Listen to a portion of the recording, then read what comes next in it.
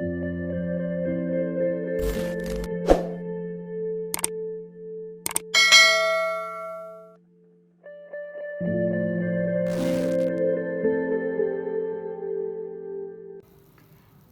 बच्चों, स्वागत है आपका हमारी हिंदी की कक्षा में। तो बच्चों, आज हम हमारी हिंदी की कक्षा में करेंगे व्याकरण का भाग। व्याकरण में आज हम करेंगे पद एवं पदबंध। पद एवं पदबंध हमारी 10वीं कक्षा में शामिल है, उसके सिलेबस में है। जो अभी सेट के एग्जाम होंगे उसमें भी ये आएगा, तो इसलिए आज हम करेंगे पद एवं पदबंध। तो प्रश्न क्या बनेगा हमारा, पद किसे कहते हैं और ये कितने प्रकार के होते हैं। तो हमें ये बताना है कि पद क्या होते हैं, ये कितने प्रकार के होते हैं। तो पद जानने से पहले हम चलेंगे बिल्कुल शुरुआत में। भाषा की जो शुरुआत हो रही है उसका निर्माण किस प्रकार होते होते पद तक आता है, अर्थात पद का जीवन चक्र क्या है, किस प्रकार पद का निर्माण होता है, वही मैं आपको समझाना चाहूंगी।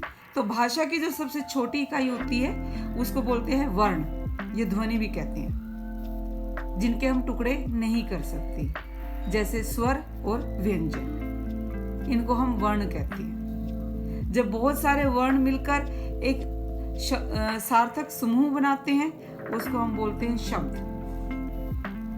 जब कई सारे वर्ण मिलके, एक से अधिक वर्ण मिलके किसी एक सार्थक समूह को निर्माण करते हैं उसको हम कहेंगे शब्द, जिसका कोई ना कोई अर्थ होता है। और यही शब्द जब वाक्य में प्रयोग किया जाता है तब ये पद कहलाता है, क्योंकि व्याकरणिक नियमों में ये बंध जाता है, उसको फिर हम पद कहते हैं। और जब कई पद मिलकर एक ही पद को प्रस्तुत करते हैं तो उसको हम कहते हैं पदबंध। तो ये तो है पद और पदबंध का जीवन चक्र, किस प्रकार पद और पदबंध बना।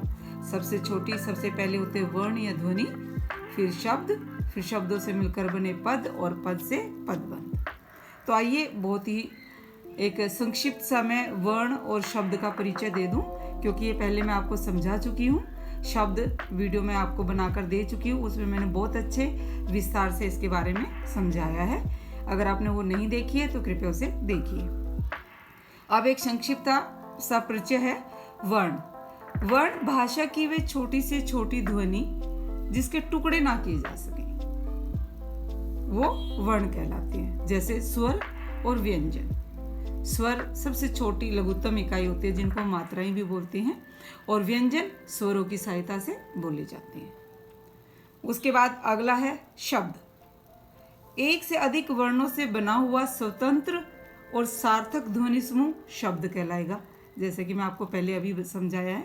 जैसे लड़का, अब लड़के में देखो कितनी ध्वनि मिली हुई है, ल जमा ए, ड़ जमा ए, क जमा आ, तो इनसे मिलके हमारा शब्द बना है लड़का। ये मैं आपको शब्द वीडियो में बहुत अच्छे से समझा चुकी हूँ, तो आप उसको कृपया देखिए, तो आपको बिल्कुल अच्छे से समझ में आ जाएगा। तो ये हमारे शब्द हो गए लड़का, कुत्ता, डंडा, मारा आदि, क्योंकि इन सब का एक अर्थ निकल रहा है। अब बात करते हैं हम पद की, जो कि अब हमारा विषय है।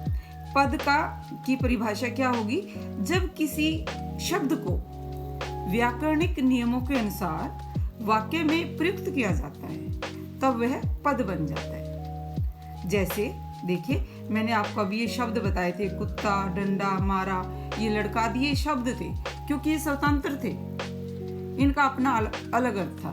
लेकिन जब इन्हीं शब्दों को हम वाक्य में प्रयोग करते हैं तो वो क्या बन जाते हैं, पद बन जाते हैं। जैसे लड़के ने कुत्ते को डंडा मारा। अब इसे वाक्य में प्रयोग करते हुए समय हमने इन विभक्तियों का प्रयोग किया, जैसे ने और को विभक्तियां हैं, परसर्ग हैं, और मारा में आ प्रत्यय लग गया।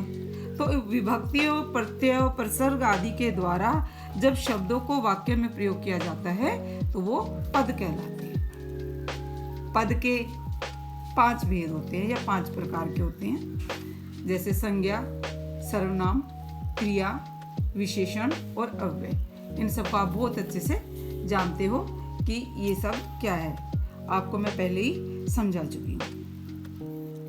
तो आइए बात करते हैं पदबंध की।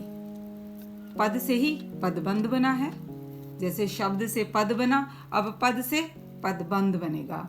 वो एक नियम में, एक उसमें बंध जाएंगे तो वो पदबंध कहलाएंगे। देखिए पदबंध किसे कहते हैं और इसके कितने भेद हैं। तो इसका उत्तर क्या होगा, जब एक से अधिक पद मिलकर एक ही व्याकरणिक इकाई का काम करते हैं, मतलब कई सारे पद मिलकर एक ही इकाई को प्रस्तुत करते हैं, तो उस बंधी हुई इकाई को पदबंध कहते हैं। जैसे सबसे तेज दौड़ने वाला घोड़ा जीत गया। अब इसमें देखिए कैसे पदबंध, यहाँ किसकी बात हो रही है, घोड़ा की। घोड़ा क्या है, संज्ञा है। ये सबसे तेज दौड़ने वाला, ये किसके बारे में बता रहे हैं, इस घोड़े के बारे में बता रहे हैं। तो ये सारी के सारी है, ये क्या कहलाएगा, इसको हम संज्ञा पदबंध बोलेंगे, क्योंकि घोड़ा क्या है, संज्ञा है। और ये शब्द जो ये जितने भी पद हैं ये सारे मिलके घोड़ा को ही प्रस्तुत कर रहे हैं, घोड़े के ही बारे में बता रहे हैं। तो ये क्या कहलाएगा, संज्ञा पदबंध कहलाएगा। समझ में आ गया। तो इस प्रकार देख के आते कितने प्रकार के पदबंध होते हैं, बहुत ही आसान है, जरा सा ध्यान से आपको सुनना है और समझना है। पदबंध के भी 5 प्रकार होते हैं, ये भी 5 प्रकार के होते हैं। सबसे पहले लीजिए संज्ञा पदबंध। जब एक से अधिक पद मिलकर संज्ञा का काम करें, जैसे कि मैंने अभी आपको बताया था सबसे तेज दौड़ने वाला घोड़ा, अब ये सारे शब्द मिलके किसको प्रस्तुत कर रहे हैं, घोड़ा को, तो ये संज्ञा पदबंध कहलाएगा। इसी प्रकार देखिए जब एक से अधिक पद मिलकर संज्ञा का काम करें तो उस पदबंध को संज्ञा पदबंध कहते हैं। इसकी पहचान करने का सबसे सही तरीका ये होगा, इस पदबंध के आरंभ या अंत में संज्ञा पद होता है और अन्य पद उसी पर आश्रित होते हैं। जैसे यहाँ घोड़ा है, ये घोड़ा है, अंत में है, आपको इसको रेखांकित कर दिया जाएगा पहचानने के लिए। मतलब जैसे मैंने यहाँ लाइन खींची है, रेखा लगा दी है, इसी प्रकार को आपको भी दिखा दिया जाएगा। और जहाँ पर ये रेखा अंकित है आपको ये देखना है कि ये अंत में या शीर्ष में कौन सा शब्द है। इसके अंत में क्या है, घोड़ा है, और ये अन्य शब्द किस पर आश्रित है, इस घोड़ा पर ही आश्रित है। तो ये कौन सा पदबंध कहलाएगा, संज्ञा पदबंध। वही बात यहाँ पर कही जा रही है, इसके आरंभ या अंत में संज्ञा पद होता है और अन्य सभी पद उस पर आश्रित होते हैं। अब देखिए मैं आपको उदाहरण समझाती हूँ। दीवार के पीछे खड़ा पेड़ गिर गया। अब किसकी बात हो रही है, पेड़ गिर गया, पेड़ के बारे में बताया जा रहा है। और ये जो दीवार के पीछे खड़ा, ये इस पेड़ के बारे में बता रहे हैं कि ये जितने भी पद मिलके किसको प्रस्तुत करे, इस संज्ञा शब्द को, संज्ञा पद को। तो ये क्या कहलाएगा, संज्ञा पदबंध। इसी प्रकार देखिए अगला, लकड़ी की बड़ी पेटी में से कंबल निकाल लो। अब इसको देखो रेखांकित किया है यहाँ पेटी तक, तो पेटी क्या है, संज्ञा, और संज्ञा के ये लकड़ी की बड़ी पेटी, तो ये तीनों पद किसके बारे में बता रहे हैं, पेटी के बारे में बता रहे हैं। तो ये कौन सा पदबंध कहलाएगा, संज्ञा पदबंध। इसी तरह इसका दूसरा भाग होगा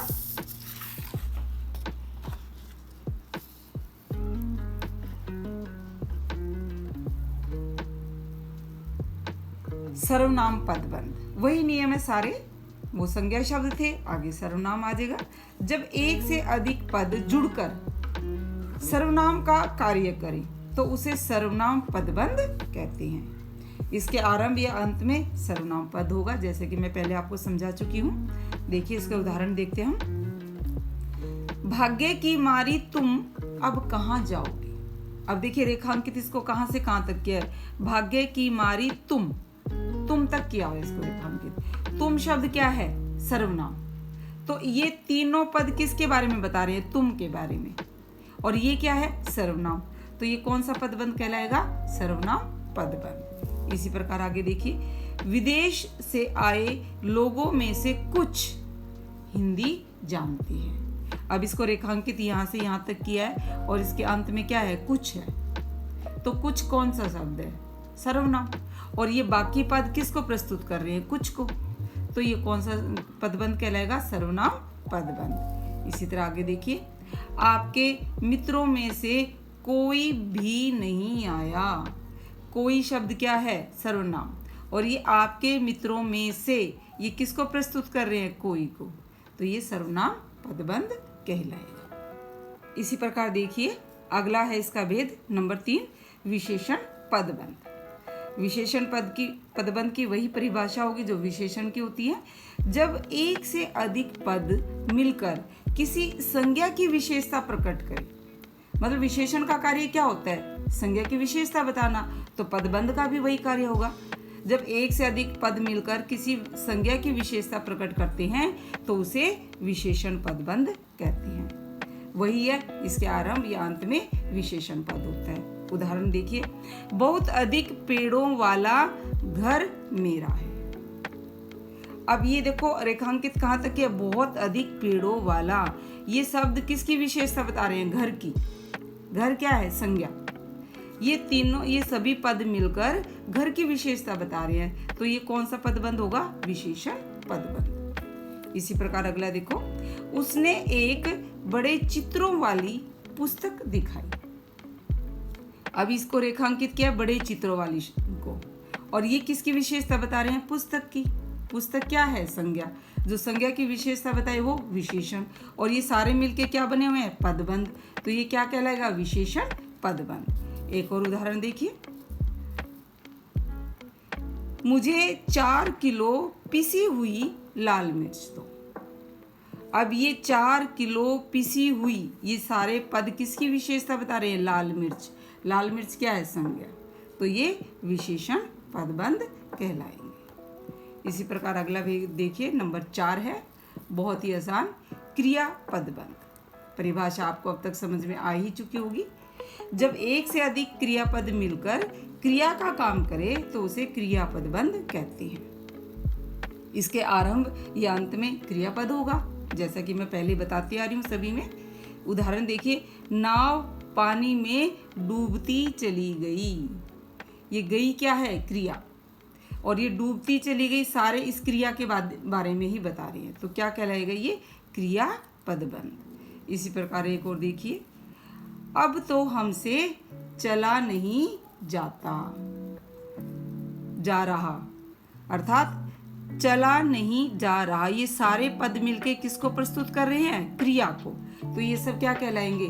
क्रिया पदबंध। और इसका अंतिम भेद है क्रिया विशेषण पदबंध। बहुत ही आसान और सरल। देखिए, जो पदबंध क्रिया विशेषण के रूप में प्रयुक्त होते हैं। क्रिया विशेषण क्या होते हैं?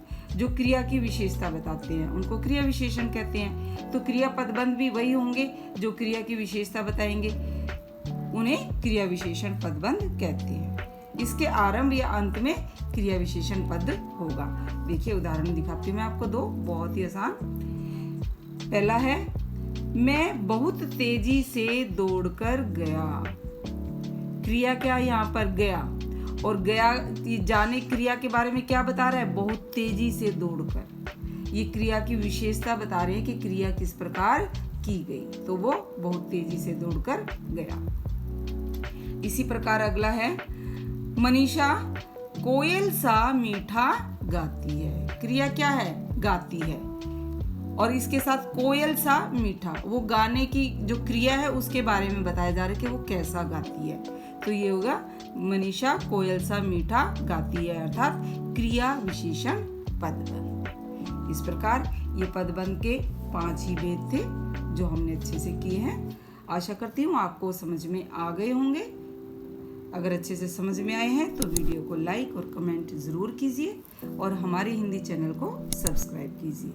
धन्यवाद।